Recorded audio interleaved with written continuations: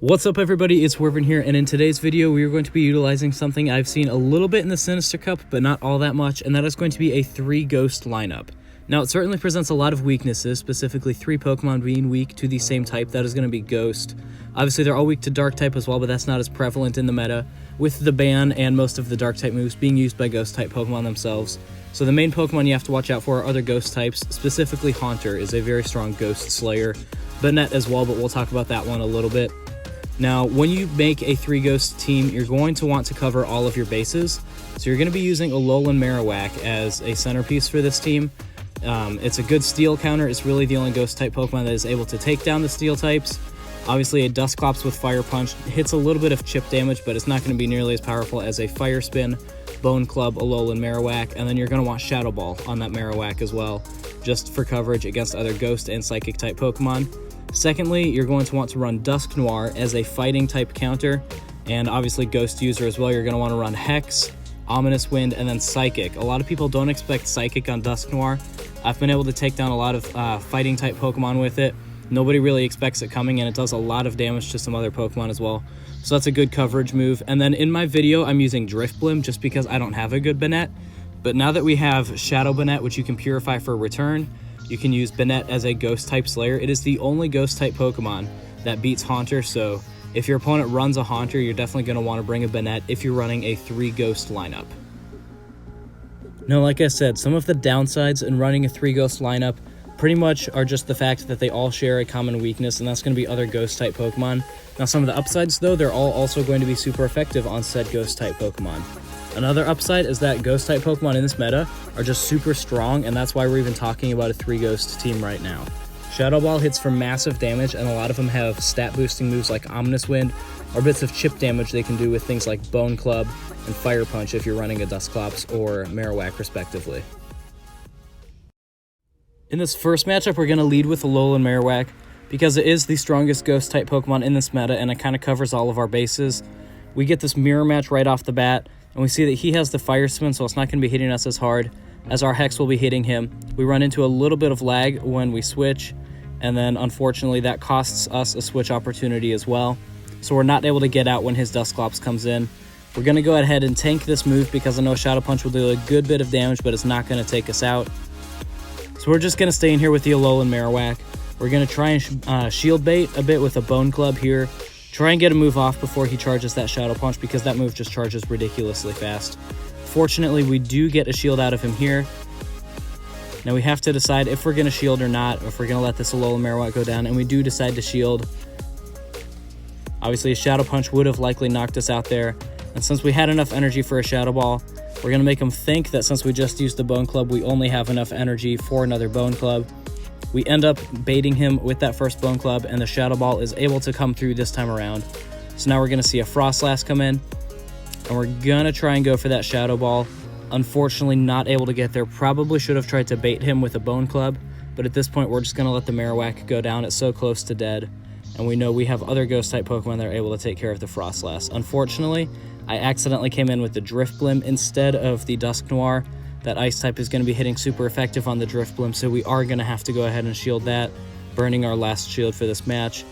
Obviously, the Avalanche coming through there would have likely knocked us out, but we're going to be able to get off our Ominous Wind now, and hopefully, fingers crossed, we're going to be able to get a stat boost on this one. I've been getting them a lot more as of late.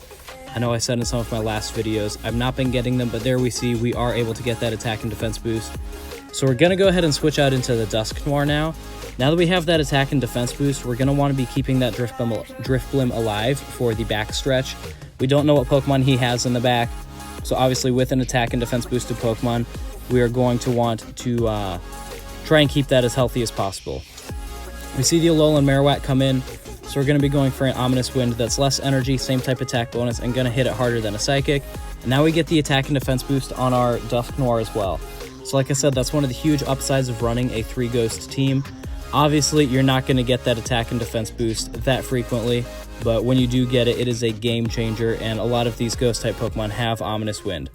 So now we see the Drifblim come back in, and with that attack and defense boost, is able to just finish both those Pokemon right away.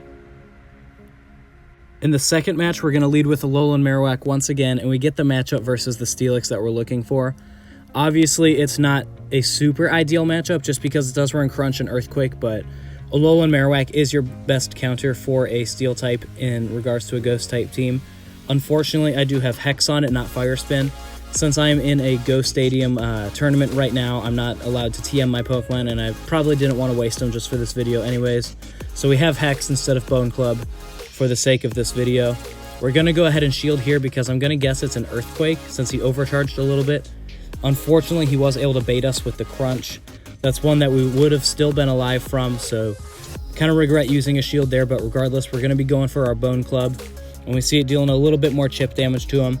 It is super effective, but that Steelix is just a massive tank, so we're going to hopefully be able to get one more Bone Club before he's going to be able to get to a charge move. And that should get the Steelix low enough for whatever is coming in next to be able to mop it up. Unfortunately, we do get that shield out of him there. Here, I'm going to opt not to shield because I know if it's a Crunch, I would be able to get one more Bone Club off, and unfortunately, I fell for it, and it is that Earthquake. So now we're going to come in with the Drifblim, because while Crunch will be hitting us super effective, we know that's what he's going to be throwing at us, since Earthquake would be a very poor choice against this Drifblim. So it kind of forces his hand there in regards to which charge move he's going to use. Able to get off an Ominous Wind and burn that last shield on him before he's able to get to Crunch. And now we're going to decide whether or not to shield here. We opt not to because we know we'll still be alive from it. It does deal massive damage, but we were able to knock out that Steelix. Unfortunately, he switches before we're able to get to another Ominous Wind. So we're going to see his Dusclops come in. Going to be going for an Ominous Wind here, able to get the Excellent on it. Dealing a good chunk of damage on that Dusclops. And we're going to switch into our Dusknoir now. Since it's a bit healthier than the Drifblim, we can take 1 or 2 Shadow Punches before we have to burn that last shield. For whatever reason, we go for it right away here. I guess just trying to keep that Dusknoir healthy. I really don't remember what my reasoning in the moment was there. Now that we're out of Protect Shields, we have no option but to let this Shadow Punch through. Shadow Punch, a move I really don't like. It just charges too obnoxiously fast. Thankfully, we are able to get an Ominous Wind off before he's able to get to another Shadow Punch. And that is going to be able to knock out his Dusclops there, now that he is out of shields. So we're going to wait and see what comes in. Obviously don't have any energy charged up. And it's going to end up being a Bronzong. So we're going to be going for our Ominous Wind, which is going to deal a good chunk of damage, obviously, with his Bronzong being weak to Ghost type and having shields down.